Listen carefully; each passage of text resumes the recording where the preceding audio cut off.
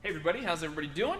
Doing good. And hey everybody at home, we got sight reading week number 4 of Oboe Pro Series. Hope you're having tons of fun on the oboe and rolling right along in your progress as a fantastic sight reading musician.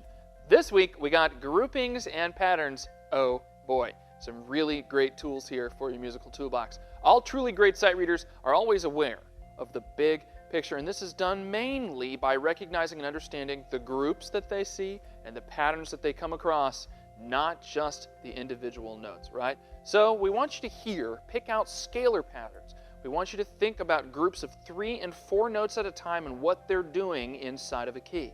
We want you to notice also immediately what changes, what stays the same in terms of articulative patterns or whatever. Often this has to do with 1 or 2 notes changing, but the articulations or the style might change as well. And you have to notice this before and as you are reading along in the music, right? We want you to start right now. Even in the warm-up, you have to analyze the scale passes that you see. What's going on? We're aware of what's happening in terms of the key that we're playing in. Still think musically. We got half notes. No worries, though. We can still make that as musical as possible, right? So really sing out with your best, gorgeous oboe sound. Here comes a little warm-up for you. 1, 2, and ready.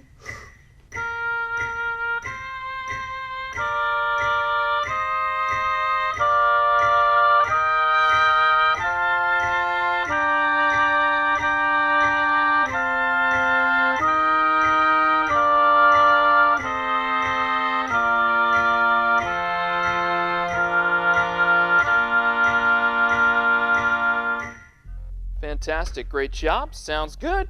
We're ready to roll, but before we roll out of here, right, with all the rest of these crazy things we're about to do, let's talk about who we got here on the set, because they're fantastic people. You should know who they are, because they are awesome. Right over here on the end, throwing down your part, that's the first part, Eric Cole. Say hi, Eric. Give a little wave to the people. On the second part, we got Dr. Aaron Hilbin throwing down the 2 for you, which is great. On the third part, Jillian Schleicher. Wave to the people, won't you? And then on the end, we have Laura McPherson throwing down the English horn.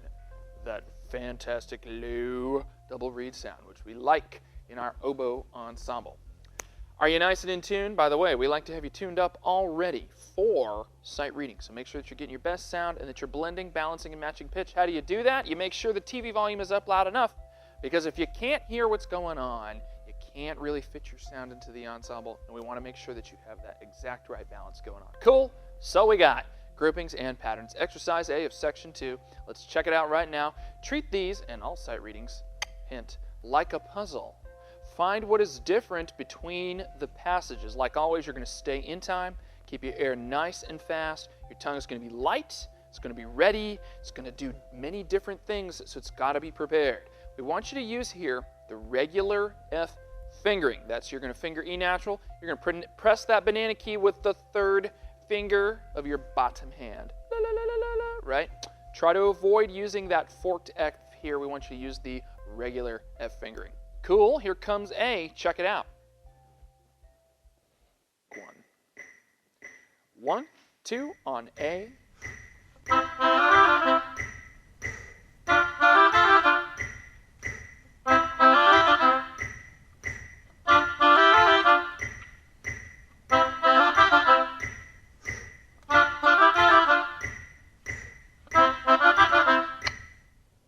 Fantastic job, guys. Very fine reading. They are super precise.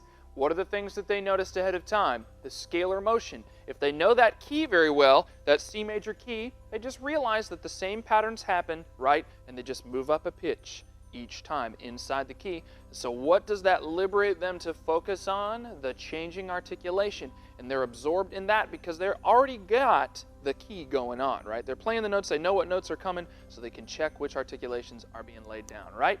So now we got exercise B. We want you to notice that you have a little sequence action going on here. The starting note, each time you begin this little figure, goes up the scale, and then it comes back down the scale. What can you do with that? You can associate the pattern that's there with the new beginning pitch each time it rises or falls down. And you see that all the time throughout many exercises, etudes, right, solos, orchestral excerpts. Very, very valuable skill to have in your musical toolbox. We also want you to make sure that the rest at the end of a measure is like a silent note. So you're placing that there on the beat. You're actually creating the silence there on the beat. Make sure you come in on time. Okay, here's B. Here is exercise B. Oh, P.S. Check out the B flat that's in measure 4. Be aware of that, right? So that's not diatonic. That's not inside the scale. You got to be aware of that accidental and be ready for it. Here we go.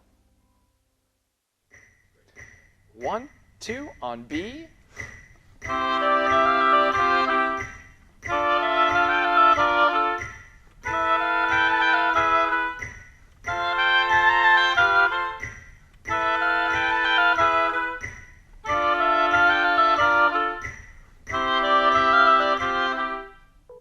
Fantastic. Great job rolling through those 16th notes. He's keeping them super nice and even for you. Managed to make sure the B flat came out in the accidental spot, and you hear the silence that's on that rest at the end of that measure placed just like it's a note. Dee-da, dee-da-da-da, dee-da.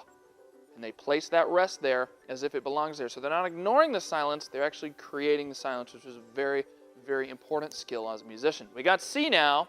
I want you to learn the feel of these accents ahead of time, and this will become more obvious as the exercise goes on. We got no slurs here, nothing, right? Recognize that, prepare yourself for it, everything's going to be tongued.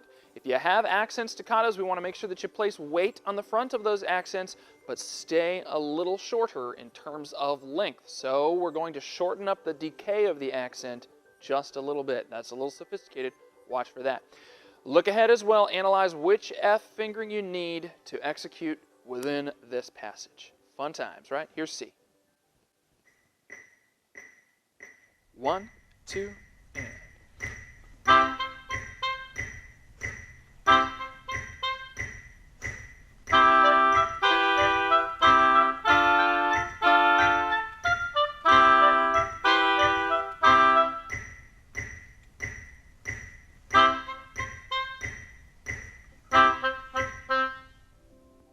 Fantastic. Great job, guys. That's super cool. Good job on the accent staccatos. You notice something else that he did there. Put a little ghost action on the notes that don't get the accent, right? Because sometimes it's very challenging on the oboe in particular to produce an accent that's got loudness, power against other notes that are nearby. So what we did was we pulled back a little on those notes in between, and it allowed the accent to pop out at the volume he was at, which was very cool. We like that a lot. A skill you can use. We got exercise D now. Again, recognize no slurs here. So do what must be done. This is where your total scales come in handy. Let me tell you, total scales is the scale killer. It will annihilate every scale for you, for sure. So we got exercise D. Let's take a look. Here it comes. 1 and 2, last one.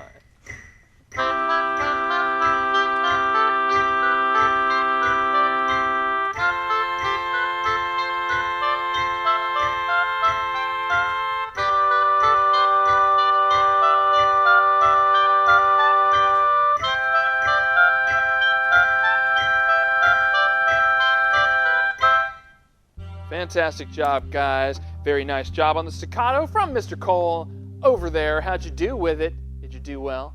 Feel free at this point to go back and rehearse any of those that you feel like may have not been up to par.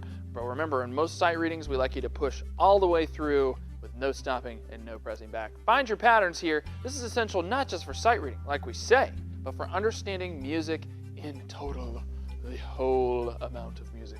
When you're practicing for sight reading, play your exercises a number of different ways. One, that gets you used to taking the tools out of your toolbox that you have and really being as expressive as possible so that you can separate yourself as a musician, right? When a variation is going to come up, invariably it does, that sort of style, that sort of combo of whatever will be second nature for you because you'll have so much experience with it. And we love that. And so, that is the end of Sight Reading Week 4, and we'll see you back next week for Sight Reading Week 5. Do the right arm. See you soon. Bye.